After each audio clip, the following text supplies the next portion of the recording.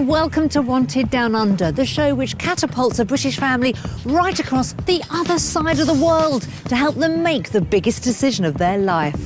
Busy single mum Becky Sanders and her 11-year-old son Keelan are considering swapping the daily grind in Northampton for a new life in Australia, even though they've never been to see what it's like.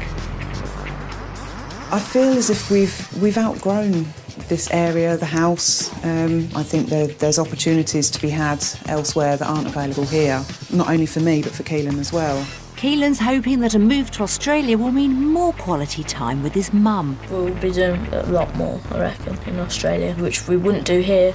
My mum will take us swimming far more and probably cinemas, maybe less, because it's hot outside. But will the reality of life in Australia prove a huge disappointment?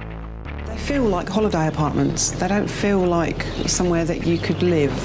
One of the reasons we want to get out of the UK is because everybody is living on top of everybody else.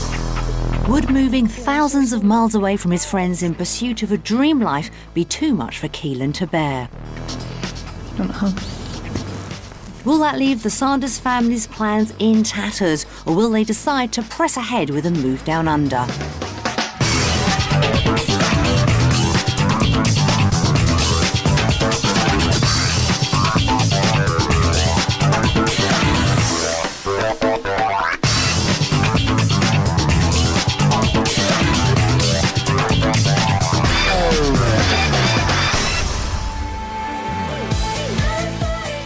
When you look out of the window and all you see is grey clouds and rain, the prospect of a new life in Australia can seem pretty appealing. For people under 45 and with a skill that's in demand, it's a realistic option to make the move. But if you've never even set foot down under, it's a massive undertaking.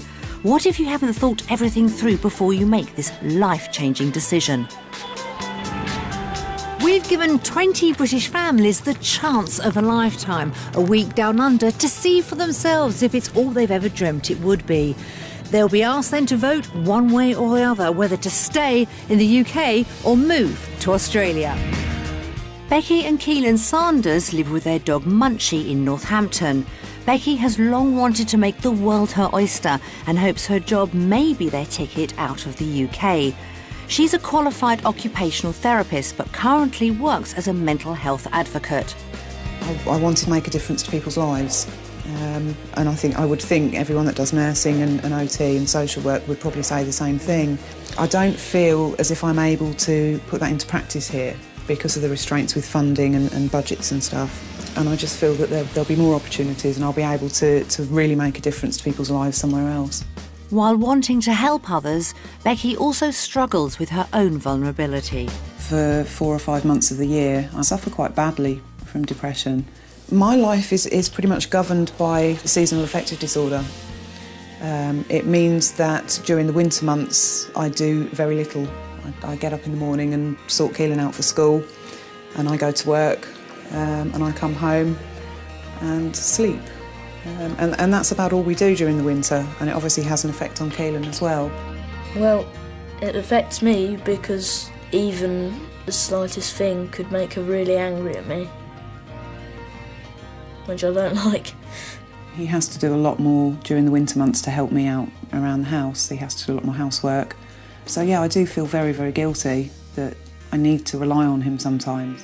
I've got a very, very strong relationship with my mum. I look after her when she's ill and she looks after me when I'm ill. Although they're very close, Becky and Keelan have a strong support network which extends beyond the two of them. My mum will miss her best friend Heather a lot because if one of them's had a bad day, they'll go and see the other and cheer them up. So that's what my mum will miss most, miss her friends. There certainly isn't a day that goes by when we don't talk to each other in some way. No. That is going to be the weirdest thing. I don't think you realise how much you rely on someone until they're not around. So, yeah, I don't even want to think about it because I'll get all upset. And if they aren't able to replace those close emotional contacts, they really will be on their own. If we don't manage to make friends out there, that will be quite difficult. It will obviously make it more intense, the fact that I miss friends and family here. I'll be sad that I'm leaving all of them. If something really bad happened to one of them, then I'd have to come back. Becky and Keelan have so much to think about in considering a move to Australia. One thing Becky has decided is that they'd rent a property rather than buy if they make the move. But to help them discover whether Australia can live up to their expectations, we gave them a week's trial in the capital of the Northern Territory, Darwin. We found 3 different lifestyles for our family to sample. One in the country, one in the city and one on the coast. Each one with the offer of a job and a brand new way of life for them to enjoy on their budget. First, let's take a look at the country lifestyle. In rural Darwin, you can make the most of the area's great outdoor spaces and year-long balmy temperatures. With a salary in the region of £23,000, you may find rural living more affordable. You could rent a 2-bedroom air-conditioned flat in Grey for $350 a week, which works out at around £600 a month. Plus, there's wildlife and stunning scenery to be found right on your doorstep.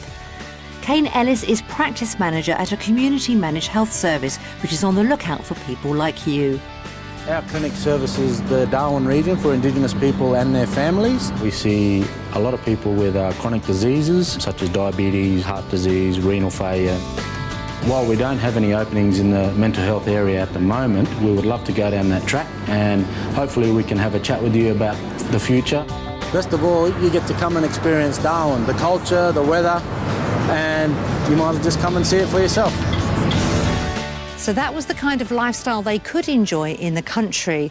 Let's take a look at what's possible in the city on their budget. Capital of the Northern Territory, Darwin is one of Australia's most buzzing and multicultural cities. The rental market in Darwin City offers 2-bedroom accommodation from around £700 to £900 a month, so there's something for everyone. You could work in a private practice like this one, which is owned by Tarina Saunders. The variety of work, I guess, is what makes health and rehab really quite exciting. Could be hand injury, injuries to their lower limbs, spinal injuries, amputees, quite a range of different clientele. The real plus of living in Darwin, of course, is the lifestyle. It's such a great place to live and work. Most of the year, it's just beautiful, sunny, warm, lovely days. You don't have to worry about getting cold. It looks like their lifestyle could shape up pretty well in the city. But what about a new life on the coast? The Darwin coast offers a superb choice of recreational activities, from fun water sports to excellent fishing. With some of Darwin's most expensive residential areas lying on the coast, renting here could strain your finances, costing from £750 to £1,000 a month. The benefits, though, are many, not least a relaxed way of life where you can enjoy the beach from sunrise to sunset. Local government employs occupational therapists. One of the managers, Penny Fielding, tells us more. The work that we have here is a range of general activities, and so we need someone who can be responsive to a range of different needs. So Becky, when you're in town, feel free to come by and have a chat. So the 3 options for Becky and Keelan all look appealing in different ways, but they could only try one. A new country lifestyle could mean better, cheaper accommodation, but maybe too remote. A move to the city of Darwin would mean being around people more and easier access to work and school. And the coast offers the outdoors lifestyle that they dream of, but at a cost that may be out of reach. So 3 very different possibilities for our family to try. Which one suited them best? We sent the Sanders off to test life in the city for their trial week in Australia. Becky and Keelan have certainly got a lot to work out in the coming days. They've always been fine, just the 2 of them, but nearly 9,000 miles away from their friends and family, they may begin to feel isolated. As they land at Darwin Airport after a gruelling 22-hour journey, they're raring to go. Slightly apprehensive because we don't really know what's going to happen, but we're very much looking forward to it and prepared to throw ourselves in completely. Yeah. Can't wait to see it in daylight. There's still a few hours to go before sunrise. They're staying in the heart of Darwin city centre. Wow. Oh, wow. The size of the kitchen, I'll get lost. Their base for the week is on the 3rd floor of a block of flats with 2 bedrooms and a bathroom each. You've got your own toilet and shower. It's a huge room. It is actually. It's really big. Keelan's happy and Becky's keen to forge relationships with the locals straight away. Shower big enough to fit 2 people in. It's all I need to do is find another person. Well, hopefully there'll be plenty of time to make new friends, Becky. For now, just enjoy the unfamiliar view from the terrace. Oh wow, balcony's big. Oh, it's lovely. Yeah. They haven't had time to stop, but thoughts are already turning to the loved ones they could be leaving behind. It was very strange because Heather gave us a lift to the airport. That was hard. I think saying goodbye to Heather especially, because she came in and had a cup of coffee with us at the airport, and then she sort of went, bye. And that was quite strange because it suddenly hit me that we could be doing that for real quite soon. Tomorrow, the adventure begins in earnest. Will Becky and Keelan find that life so far from home is all that they've imagined?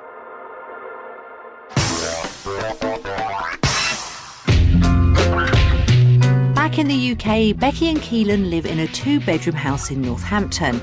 It's big enough for them and Munchie, but they're ready to move on. As a single mum, Becky's finances are limited and she's not looking to buy a house in Australia straight away. She's hoping to rent, and her budget is up to £750 a month.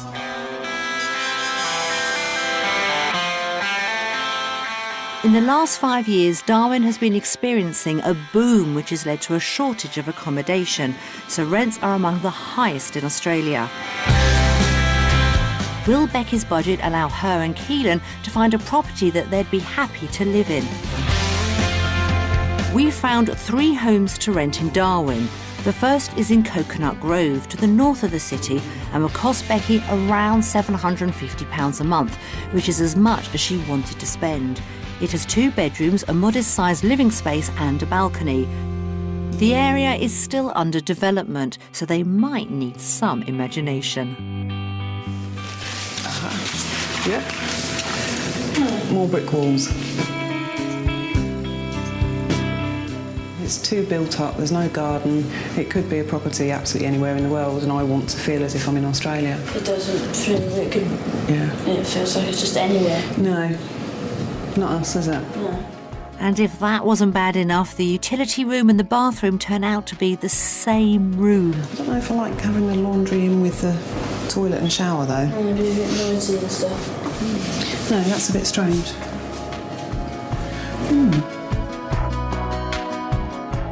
Well, the interior of property number 1 just isn't cutting the mustard with these 2, and it's unfortunate that it's slap bang next to a building site. A temporary thing, but I don't think that's going to convince the Sanders. There is a garden area, look. Yeah. But obviously you'd have to share that with everybody else. Yeah. It's not really suitable, is it? They feel like holiday apartments. They don't feel like somewhere that you could live. And I'm sure people do live in them and quite happily, but it's not what we're looking for. One of the reasons we want to get out of the UK is because everybody is living on top of everybody else, and it feels quite claustrophobic. And this has exactly the same feeling. Yeah. Although the weather's nice and the apartments are lovely, it still feels as though you're sort of all scrunched into a very small space. That's not really what we're looking for, is it?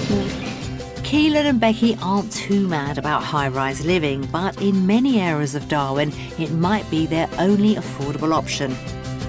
In that case, property 2 may be more up their street. It's in Nightcliff, a very sought-after area of the city. It's got 2 bedrooms and 1 bathroom and will cost around £700 per month. Oh, wow. It is gorgeous. That's really nice. It's stunning. It's like a little hideaway. Yeah. It is. It's gorgeous. It's gorgeous. Well, they like what they've seen so far. Let's hope the bedrooms will be up to the mark. Oh, wow. It's beautiful. Yeah, that'll do. So Becky's got her tropical hideaway and Keelan's off next door to see if his is up to scratch. So this would be your room. Looks nice. Without the extra bed, there'd be a lot more room. It would, yeah. I like that. That is nice. Right, so that's a tick next to the living area and both bedrooms. Oh, yeah. Yes. Yeah. Keep this open. Can we stay, please?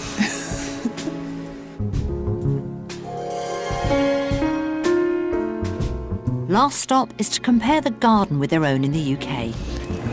It doesn't compare to the garden back home. It's just fantastic. And you've got all this space. Yeah, all the patio grass area. space. But this is my ideal garden with all the tropical plants and... It's already got the plants Yeah, there. it's beautiful. It's lovely. The inside is possibly slightly smaller than I thought it was going to be. But then the outside space is just so fantastic. We wouldn't spend that much time inside anyway. Apart from that, it looks like next door's got a swimming pool. So they'd be very important to get to know. Yeah. Surely it'd be better to have your own pool, like at property number 3. It's another flat, this time at My Ely Point, close to the centre of town and a stone's throw from the sea. It has 2 bedrooms and 2 bathrooms and extensive living space.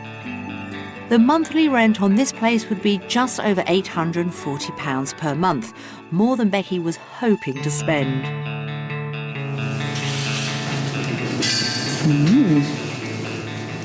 Lovely. Yeah, it's so much room.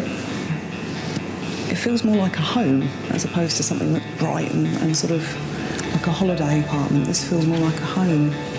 This kitchen's gorgeous. This flat seems to be allaying some of their doubts about apartment living, and a bedroom for Keelan is next on the tour. This is quite a big room. It's a completely different style of apartment, isn't It's 100% different, yeah. it? Really, really nice. The master bedroom has its own ensuite, so Keelan would have exclusive use of the second bathroom. Oh, this is nice. It's not huge, is it? Ooh, then again... It is, actually. It is actually quite huge. Because all your storage Because is you've in got to there. walk through wardrobe. It's lovely. And I love the fact there's a bath. Yeah. Enough fawning over your bathroom, Becky. You haven't even been out on the balcony yet. That's stunning. Oh, you can see the sea. Oh, wow. How close is that? That's very Because the close. sun's just there. I might have to cut a hole in the trees just so you can see right through. That's very close. That's a better sized pool. That's a bit better, isn't it?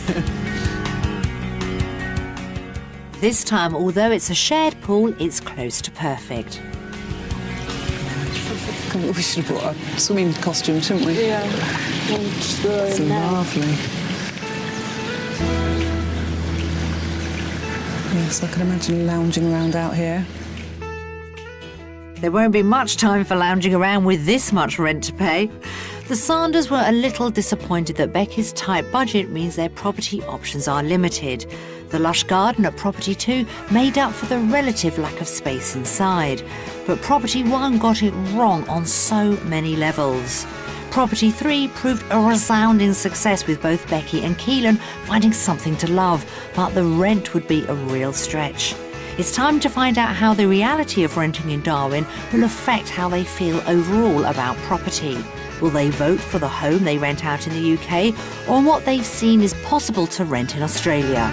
So on the basis of the 3 properties we've seen today and compared to the property we've got at home, our vote has to be Australia. It's been a long day. As Keelan heads for the beach, Becky has a moment to reflect. She desperately wants to create a positive future for both of them, and the responsibility weighs heavily on her shoulders. The warmth and light will surely help her seasonal affective disorder. The SAD has a huge effect in the UK. There's only sort of 3 or 4 months of the year where we actually go out and do outside activities. And the rest of the time we're cocooned in the house. And it obviously has an effect on Keelan as well, because we do things together. If I don't feel like going out, then he doesn't get to go out either. I can't see it being a problem out here at all. It's pretty much always sunny. I mean, I feel like a different person here already. You know, I've only been here a few days and I feel completely different already. It's becoming clear how much they need to make this move. But although her job is on the skills shortage list, it's by no means certain that there'll be a job waiting for her in Australia. I would have to have a definite job offer, a definite job to come to.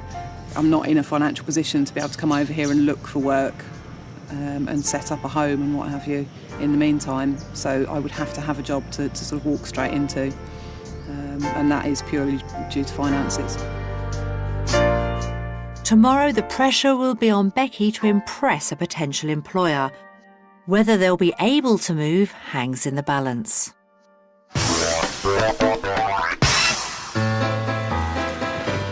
Becky trained as an occupational therapist, although she's chosen to work as a mental health advocate. While her occupational therapy qualification would get her a visa to live in Australia, finding a job that's up her street poses a different problem. It's 8 a.m. and after dropping Keelan off at the local scout group, Becky's on the road early to do some research into the kind of job she could hope for if she made the move. Having found that living as they'd like to in Darwin would cost more than expected, Becky knows there's a lot at stake this morning. I'm just really hoping that from this visit something definite comes from it. We wouldn't be able to come out here if I didn't have a definite job offer. So the pressure's really on. She's come to meet Tarina Saunders at Darwin Private Hospital to see if she's got what it takes to make it as an occupational therapist in Australia. So I gather you're out here to find out a little bit about the occupational therapy opportunities. Yes, yeah, definitely. Yeah. Well, I worked in the UK many years ago. Okay. Quite a few years back, and quite enjoyed working there. Mm-hmm. And, so it's good to see someone's coming in this direction to consider Australia. Yeah.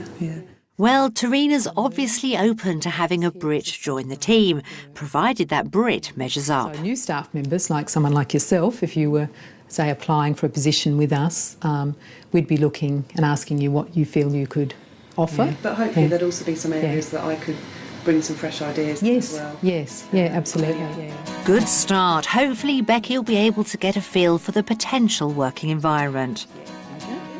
Although most aspects are similar, there are one or two exceptions. It's amazing the sorts of things that people will do to their hands, unfortunately, sometimes in the line of work, and sometimes sporting accidents, motor vehicle accidents. We've even had injuries from crocodile bites, which unfortunately aren't a very nice injury because of the risk of infection. And in one particular case, the crocodile grabbed the chap's hand and did what they call a death roll. Yeah. So it rolled, and so that really caused quite a traumatic injury. So things like dingo bites as well. Not something we get in the UK. Yeah. OK, well, come in and take a seat. The tour's given Becky the chance to ask some questions of her own. OK, Trina, can you tell me a little bit about shift patterns and working hours? Yes, most of the time, basically Monday to Friday.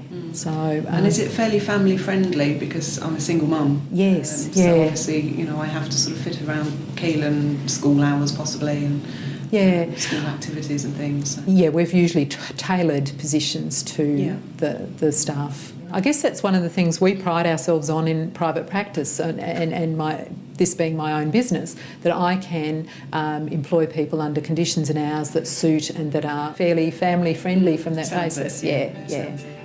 So what does Tarina think of Becky's prospects? Certainly she's an occupational therapist with a couple of years' experience. She's a little bit of life work experience prior to that, which certainly for the line of work we're in, we do look for people with maturity and skills from other areas.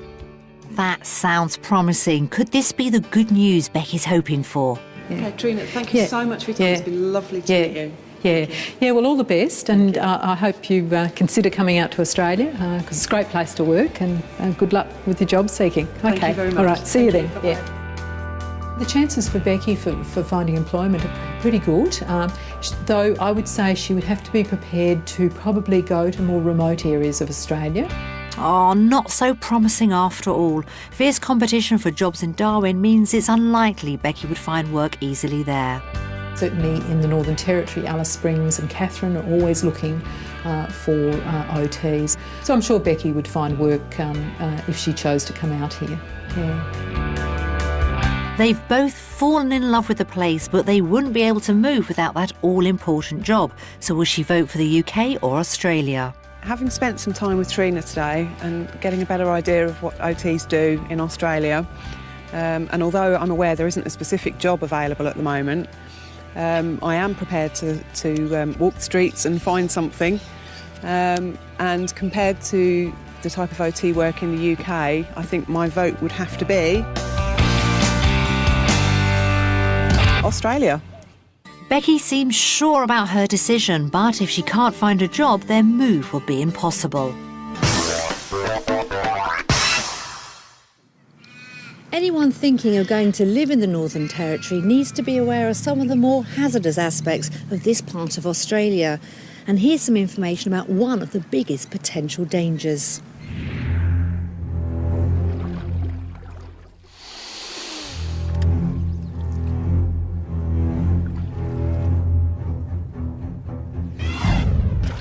I think they're going to need a bigger boat. Anyone that comes to live in the territory really needs to have a good understanding of saltwater crocodiles. They've been protected since the early 70s. That protection basically has afforded the population to increase dramatically, and they definitely do eat people. There's absolutely no doubt about it. It's a really good idea to stay out of the water. A saltwater croc's jaws are more powerful than those of a Tyrannosaurus rex. Biggest one confirmed that I know of is probably about 6.5 metres. Just a massive, massive animal. When you see them, you think, this is a dinosaur straight out. This is huge. An animal that size has got no problems taking down cattle, buffalo. The downward pressure is equivalent to the weight of a large truck. Cattle come to regular places to drink, and the crocodile, he'll hang around there for days, weeks, months sometimes. The animal will come down for a drink and he'll just shoot out of the water. They grab the animal, they pull them under. They'll do what they call a death roll. They'll grab the animal by the snout or the neck and they'll just twist and twist and twist and twist and twist until something gives.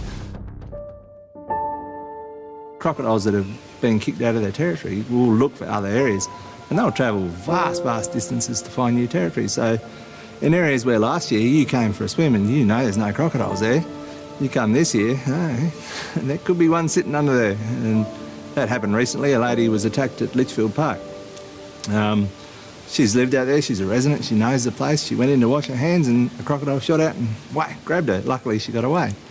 But some people aren't so fortunate.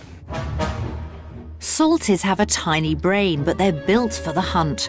They can run on land at speeds of over 10 miles per hour.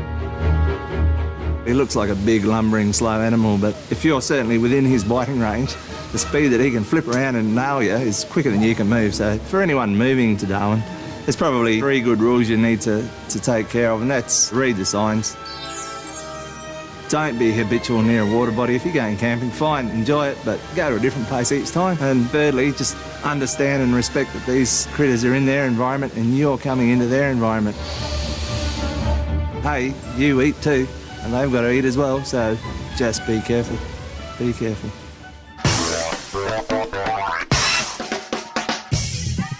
Becky and Keelan Sanders both believe their lives would be improved immeasurably if they moved to Australia. They're convinced that broader horizons, better weather and a more relaxed lifestyle could all be possible. Very much looking forward to it and prepared to throw ourselves in completely. Yeah. But they were disappointed that Becky's budget limits their choices of where they could live. Although the weather's nice and the apartments are lovely, it still feels as though you're sort of all scrunched into a very small space. That's not really what we're looking for, is it? No. And most importantly, it seems Becky would struggle to get work in her chosen branch of occupational therapy. I would say she would have to be prepared to probably go to more remote areas of Australia. And without that all-important job, a move is out of the question. A vital part of settling in any new place is making real and lasting friends. Research shows that friends are crucial to people's happiness wherever they live. So we decided to throw Keelan in at the deep end. If he'd been hoping his trip to Australia was going to be something of a holiday, he's in for a surprise. Today is his first day at school. Nice to meet you. Local boy Charlie Burke has offered to show him around. What's your school like? Oh, well, it's a very small school. There's some of the schools in Darwin here. There's no bullying in it or anything, so... Oh, that's good. No, I'd rather be in a smaller school, really. Yeah. I think Keelan was a bit worried about going to school and spending time there. I've been surprised actually at how much he's thrown himself into it. And then from year 7 to 10, you then go to sixth form. I am a little bit worried about taking him away from his friends and stuff in the UK, but he can fit in pretty much anywhere and make new friends. Do you have, like, assemblies and stuff? Yeah, we have assemblies. The class is having a science lesson, and it's really hands-on. What you'll do is break into groups. Each group is going to focus on one of the animals. You're going to be thinking of words to do with that animal. Obviously, you're not all going to be with Bob the croc. It seems the other main difference in Australian schools is that they include a small unit on crocodile wrangling. But as we've seen, it pays to know the dangers of the wildlife you might run into, no matter how small. You want to hold him? Just hold him like that. His mouth's not going to swing around and bite you. Okay. My only concern really is to do with the dangers that are here that obviously we don't face in the UK, to do with wildlife and things. No, Charlie can go first. Come on, man, you want to bite you. You have to ride like this if you ride in Izzy. It's quite rough. Have you ever seen a crocodile before? It's ride with binoculars, you have to do careful with his leg. All right, by now, you should have your first 10 words down and you should now be handling the animal. Put words down that relate to what you feel, what you see when you're up close to it. Okay? So, mate. Spiky or scaly or... Yes, scaly. He's the longest living dinosaur, isn't he? Everyone seems really friendly, whereas in England, if you met someone, they might seem a little bit hostile at first, and it would take a while for them to start being friendly to you. Children, adults, they just seem to want to get to know you. Keelan's fitting in well, but if Becky could only find work in remote parts of Australia, he might find his problem is less whether he can make friends and more whether he can find friends at all to make. I think if I was offered a job sort of in the middle of nowhere, I would have to consider Keelan and sort of the benefits to him. He's at an age where he needs to interact with other people and build social skills. So I would have to take that into account. Keelan's done incredibly well today and his new friends have really taken to him. But will his vote reflect how he feels about them? I had a good day at school, I made a lot of friends, and work is all easier than it is in England. Australia.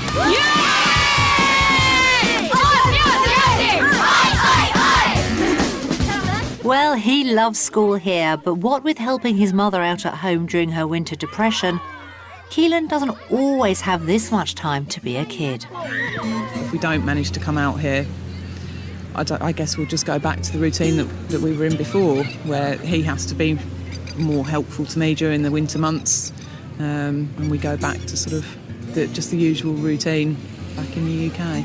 Me being on medication, him, doing the things that he has to do.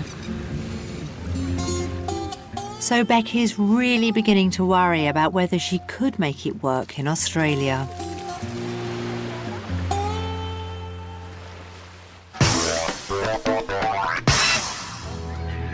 Despite some disappointments, Becky and Keelan have remained positive throughout the week and seem set on a new life down under.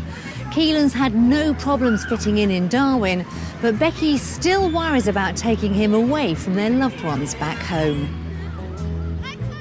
Before Becky and Keelan finally decide whether they're going to move to Australia, we've got some messages from loved ones to remind them of their ties to the UK. First up is Becky's best friend, Heather. Hey Becky, hey Key, how are you? I hope everything's going really well out there. I'd just like to say that I'm going to miss you very much, especially when you used to come round for your dinners on Sundays. Generally, she's usually thinking about other people, and obviously Keelan and her really get on really well, and they've got quite a good relationship, and it spills over onto other people, really. You can't imagine one without the other, if you know what I mean. It's just a nice relationship. It's nice to see them together.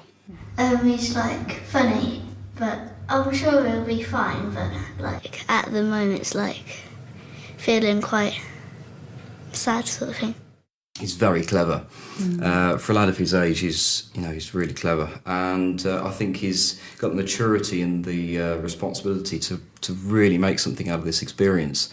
I know that Becky and Keelan are together and they'll always have each other, but you can still be lonely for, your sister who's just around the corner and the rest of the family who aren't too far away. And I know that, from my point of view, I would probably feel a bit lonely from time to time, and that's a scary thought. We get on very well.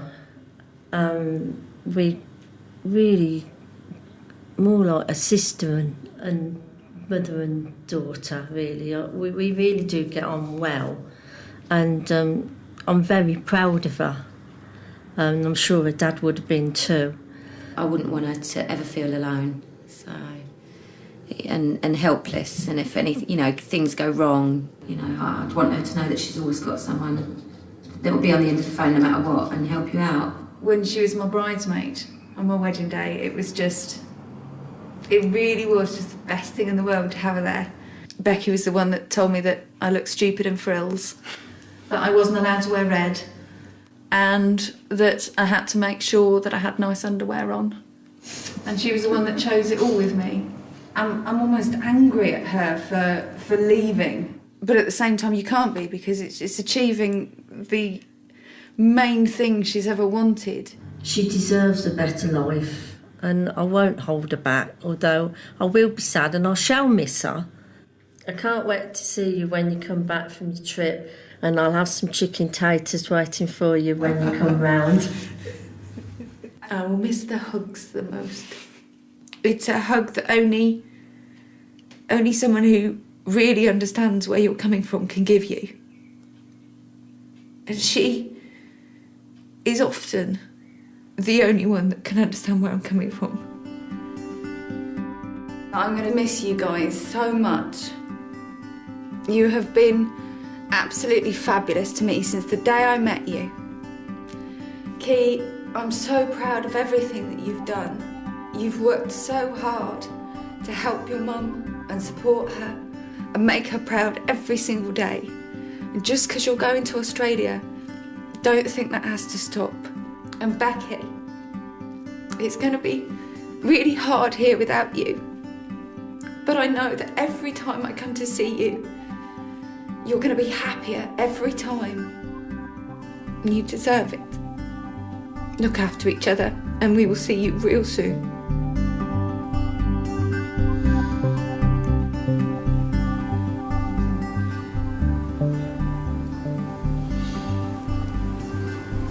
That was hard watching that, wasn't it? Yeah, that was really hard. I knew that I'd get emotional with Heather's bit.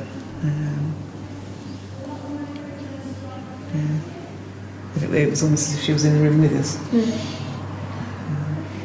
It doesn't change our potential plans, no. I think what it does do is makes me realise that we need to be somewhere that friends and family can come out and visit us and stay, and that we need to keep lines of communication open, definitely, whether that be phone or internet or whatever.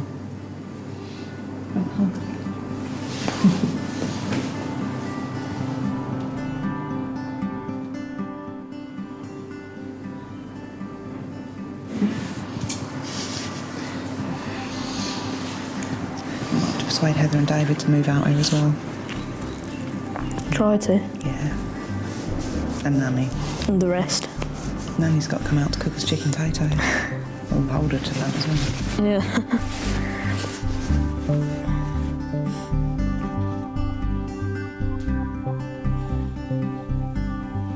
Oh, that's the hardest part. And Becky and Keelan have had to face facts. Any gains they might make by moving to Darwin come with a huge loss. It's been a challenging week for Becky and Keelan Sanders, 9,000 miles from their home in Northampton. Slightly apprehensive because we don't really know what's going to happen, but no, I can't wait to see it in daylight. Keelan seemed to have no problems fitting in Darwin. It was actually really enjoyable. I was quite shocked. In Australia, I shouldn't have to go to school when I'm not even living here. And I actually really enjoyed it. But they weren't totally sold on the idea of city living. I think with the property it would be cheaper and you tend to get more land with the property on the outskirts. Becky's seasonal affective disorder was nowhere in sight, so if they can't make the move, life might return to depressing normality. If we don't manage to come out here, I guess we'll just go back to the routine that we were in before. Me being on medication, him, doing the things that he has to do. Messages from friends and family back home were a wake-up call. I didn't think it would be that bad. I didn't think I'd get emotional or anything. I thought I'd just keep cool, but I struggled a little bit. Seeing Heather, it was very emotional. It's almost going to be like losing a limb. And probably will never have a friendship like that again. And with no job fixed up for Becky to come to, they might not be able to make the move at all. If she does find a job down under as a single mum with no support network, times might be hard for her and Keelan. And if I thought that he was going to be horribly miserable out here, then I would have to think again about what we were doing and why. So it's crunch time. Becky and Keelan must make their final vote. After considering everything involved in a possible move down under, do they prefer their lives back home in the UK, or have they been convinced that their future lies here in Australia? How will they vote? After what seems like a very long week here, I've decided that I really like it here. I've enjoyed everything that I've done so far. And even though the friends and family bit was sad, they still want to be happy for us.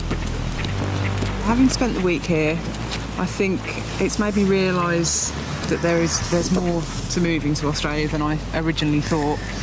Darwin has really got under my skin, and I think we've both fallen in love with Darwin completely. If we had to choose between the UK and Australia, it would have to be Australia! The week's been a real hit, and Becky and Keelan have loved everything they experienced in Darwin. If, and it's a big if, Becky can find work, then they're dead set on moving when they're wanted down under. Join us next time when we find out what happens when another British family have to decide whether to move where they're wanted down under.